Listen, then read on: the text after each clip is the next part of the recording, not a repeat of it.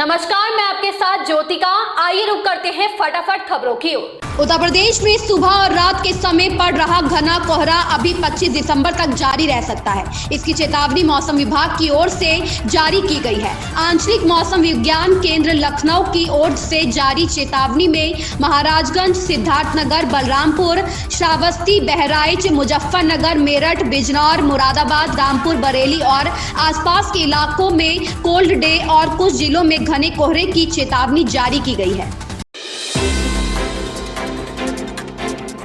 तमिलनाडु की भाजपा उपाध्यक्ष शशिकला पुष्पा ने स्टालिन सरकार के मंत्री पर गंभीर आरोप लगाए हैं। उन्होंने कहा कि पश्चिम बंगाल में ममता बनर्जी की सरकार की तरफ डीएमके के मंत्रियों ने भी हमले शुरू कर दिए हैं। डीएमके मंत्री गीता जीवन ने कुछ उपद्रवियों और 2 पार्षदों को भेजा और उन्होंने मेरे घर और कार में तोड़फोड़ की। उन्होंने मेरे घर में तोड़फोड़ की, लेकिन उल्टा उन्होंने मेरे खिलाफ मामला दर्ज कर दिया है।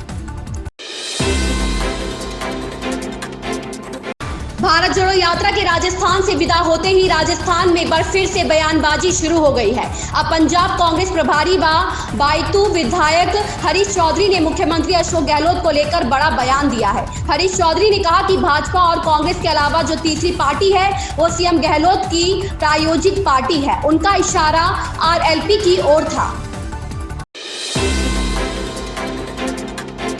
बिहार कर्मचारी चयन आयोग की स्नातक स्तरीय पीटी की पहली पाली में आयोजित हो रही परीक्षा का पर्चा आउट हो गया। इसकी पुष्टि होते ही परीक्षा केंद्रों पर परीक्षार्थियों ने हंगामा शुरू कर दिया। हंगामे के बीच ही दूसरी पाली की परीक्षा शुरू हो गई है।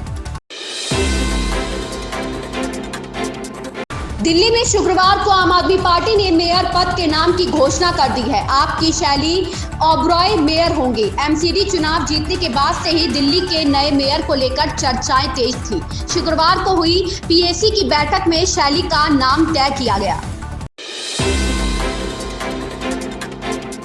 उत्तर पूर्वी दंगा मामले में गिरफ्तार जेएनयू के पूर्व छात्र उमर खालिद को तिहाड़ जेल से रिहा कर दिया गया। दिल्ली हाईकोर्ट ने उमर खालिद को अपनी बहन की शादी में शामिल होने के लिए 7 दिन की अंतरिम जमानत दी है। चीन सहित कई देशों में बढ़ते कोरोना संक्रमण के बीच बड़ा फैसला किया है। देश में नेजल वैक्सीन को आपात इस्तेमाल के लिए केंद्र सरकार की ओर से मंजूरी दे दी गई है। यह बूस्टर खुराक के तौर पर लगाई जा सकेगी। निर्णय के अनुसार नेजल वैक्सीन पहले निजी अस्पतालों में उपलब्ध होगी।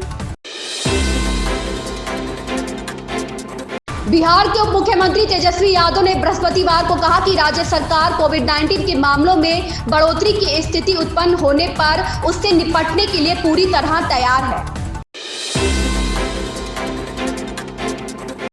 प्रधानमंत्री नरेंद्र मोदी ने भाजपा विधायक के निधन पर शोक व्यक्त किया। उन्होंने ट्वीट किया, मुक्ता तिलक ने परिश्रम के साथ समाज की सेवा की। उन्होंने जन समर्थक मुद्दों को उठाकर अपनी छाप छोड़ी और पुणे के मेयर के रूप में उनका कार्यकाल उल्लेखनीय रहा है।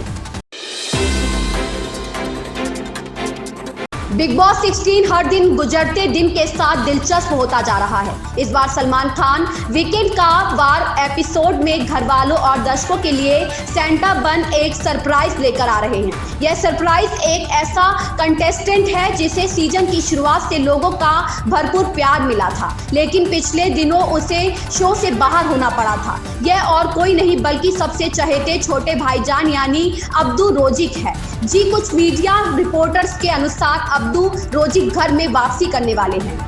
ऐसी ही खबरों से जुड़े रहने के लिए बने रहिए हमारे साथ।